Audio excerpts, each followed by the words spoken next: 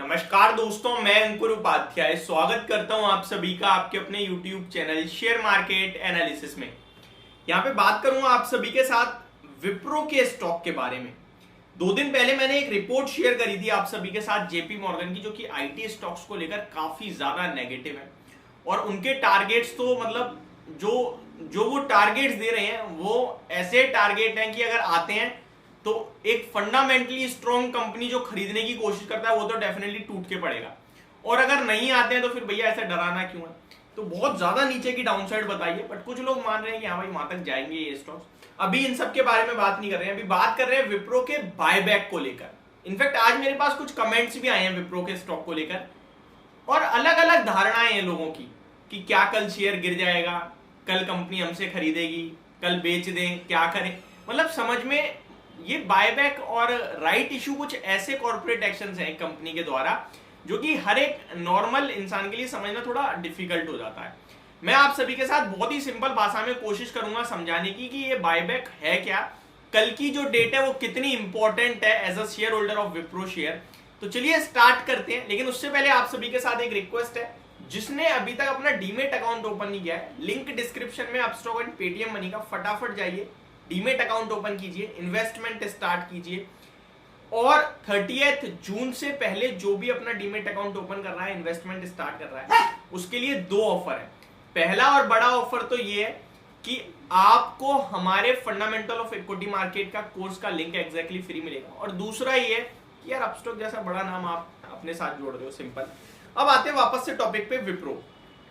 देखिए विप्रो की बात करें तो स्टॉक आज के सेशन में बड़ी गिरावट के साथ बंद हुआ है 389 पे। पहले मैं बायबैक से रिलेटेड जानकारी देना चाहूंगा। 12,000 करोड़ का बायबैक है, 445 रुपीज के भाव पे कंपनी ने बायबैक किया है। ये बायबैक क्या है, इसके नाम में ही समझ रहा है, बायबैक यानी कि कंपनी अपने शेयर्स खुद खरीदना चाहती है। एक कंपनी के मान के चलो 100 शेयर्स टोटल है, जिसमें से 50 शेयर कंपनी के पास खुद पे, तो वो हो गया शेयर होल्डर कहीं ना कहीं प्रमोटर्स के पास। 50 शेयर्स में से एफआईआई डीआईआई इसके पास भी होंगे, कुछ बड़े नाम भी होंगे। बचे 20 शेयर, इन सबको हटा के तो 20 शेयर पब्लिक के पास है, यानी कि आपके मेरे जैसे हम लोगों के रिटेल कैटेगरी के पास है 20 शेयर। तो कंपनी कह रही है कि मैं 5 शेयर और मार्केट से खरीदना चाहती हूं, ठीक है। तो 5 शेयर और कंपनी खरीदना चाहती है, लेकिन है 20 शेयर। तो आप सभी अपने अपने शेयर्स कंपनी को दोगे। क्यों दोगे भैया, क्यों दोगे?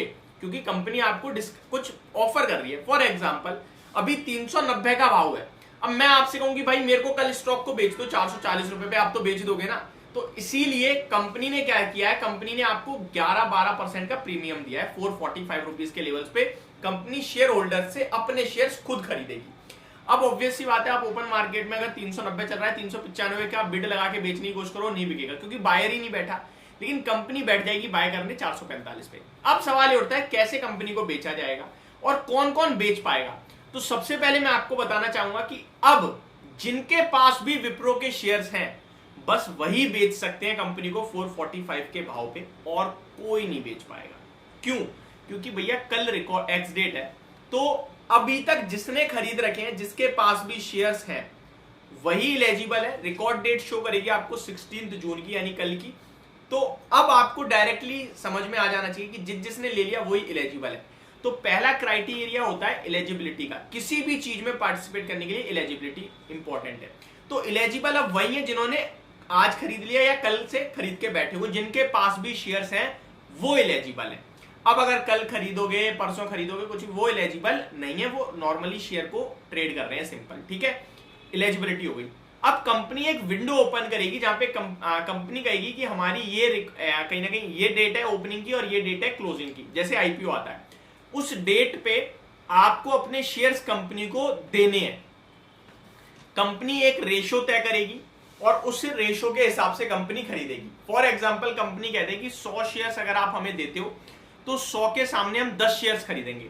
तो मेरे पास 200 है तो मैं 200 की बिड लगा दूंगा। अगर कंपनी लेगी तो मैक्सिमम 20 ले लेगी, बचे हुए शेयर्स मेरे पास वापस आ जाएंगे। जैसे आईपीओ में आप पैसा लगाते हो, यहाँ पे शेयर्स की बिड लगा दोगे और वो जैसी कंपनी ले लेगी आपके अकाउंट में पैसे आ जाएंगे। तो ये प्रोसीजर है पूरा। बट अभी के लिए सिर्फ एलिजिबिलिटी का टाइम था, वो एलिजिबिलिटी का टाइम निकल गया है, अब कोई एलिजिबल नहीं हो पाएगा। तो ये पूरा का पूरा प्रोसेस होता है बायबैक का, जैसा कि मैंने आप सभी के साथ शेयर करा। 12,000 करोड़ रुपए के शेयर्स कंपनी खरीदेगी, भाव 445 का है, जाइए बेचिए। और कंपनी पहले अभी डेट देगी, कंपनी एक विंडो जब ओपन होगी उसके बाद एक आपके लिए रेशियो आएगा, फिर एक्सेप्टेंस रेशियो आएगा, इंटाइटलमेंट रेशियो, तो वो बहुत कुछ है, बट उसके चक्कर में अभी नहीं पड़ना है। अभी के लिए जो था वो मैंने आपके साथ शेयर कर दिया है। अगर आप नॉर्मली शेयर ओन करते हैं और लॉन्ग टर्म पर्पस का आपका व्यू है तो डेफिनेटली आप पार्टिसिपेट जरूर करना इस बायबैक में, क्योंकि डायरेक्टली आपको इतना बड़ा बेनिफिट मिल रहा है। जो पैसा आपके पास आएगा वो वापस विप्रो में खरीद लो तो आपने 12-13% तो डायरेक्टली बना लिया। फॉर एग्जाम्पल कंपनी ने मेरे 10 शेयर भी ले लिए, लेकिन मेरे को विप्रो पे भरोसा है, तो वो 10 शेयर 445 पे बिके, मैं दोबारा 388-90 पे खरीद ले रहा हूँ, तो वो जो गैप बचा वो तो मेरे को फायदा हो गया ना। तो ये मेरी तरफ से आपके लिए वीडियो, होप आपको सारी जानकारी समझ में आई होगी और ये वीडियो भी पसंद आई होगी। Thank you so much for watching this video, have a great day guys.